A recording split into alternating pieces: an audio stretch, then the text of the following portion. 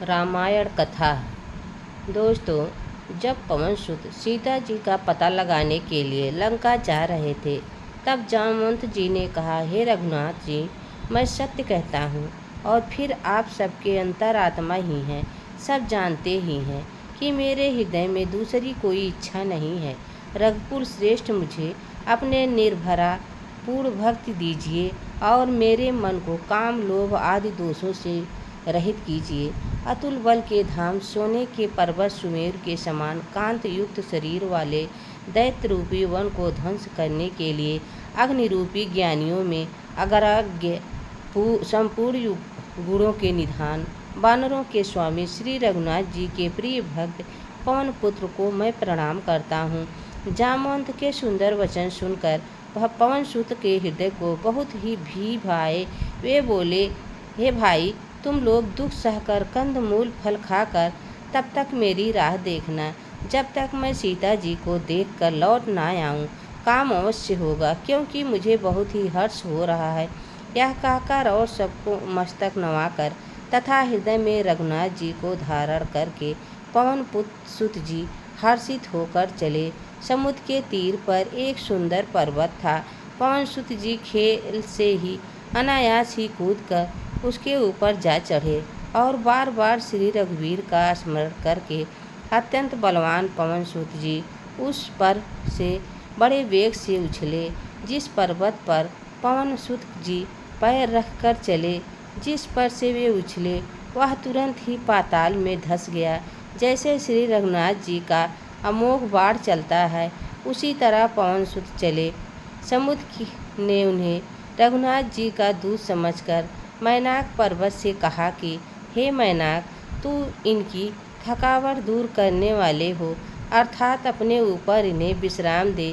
पवन सुत जी ने उसे हाथ से छू लिया, फिर प्रणाम करके कहा, भाई, श्री रामचंद्र जी का काम किए बिना मुझे विश्राम कहाँ। देवताओं ने पवन पुत्र को जाते हुए देखा। उनकी विशेष बल बुद्धि को जानने के लिए परीक्षार्थ उन्होंने सुरसा नाग सांपों की माता को भेजा। उसने आकर पवन पुत्र से यह बात कही, आज देवताओं ने मुझे भोजन दिया है।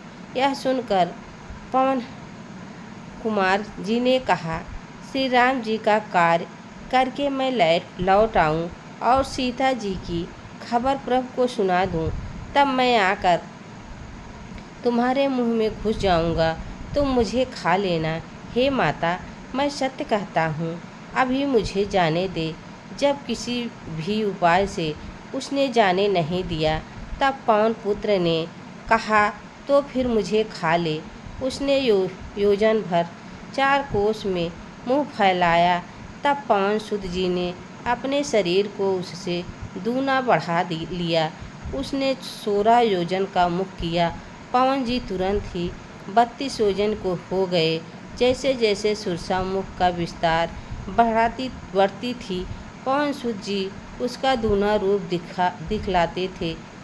उसने 100 योजन 400 कोस का मुख किया, तब पवन जी ने बहुत ही छोटा रूप धारण कर लिया और वे उसके मुख में घुसकर तुरंत फिर बाहर निकल आए और उससे सिर नवाकर विदा मांगने लगे। उसने कहा, मैंने तुम्हारे बुद्धि बल का भेद पा लिया है, जिसके लिए देवताओं ने मुझे भेजा था। तुम श्री रामचंद्र जी का सब कार्य करोगे, क्योंकि तुम बल बुद्धि के भंडार हो। यह आशीर्वाद लेकर वह चली गई। तब पवन सुत जी हर्षित होकर चले। दोस्तों, यह रामायण कथा आप सबको कैसी लगी, कमेंट में ज़रूर बताना। चैनल पर नए हो तो लाइक सब्सक्राइब ज़रूर करना। तब तक के लिए जय श्री राम। धन्यवाद।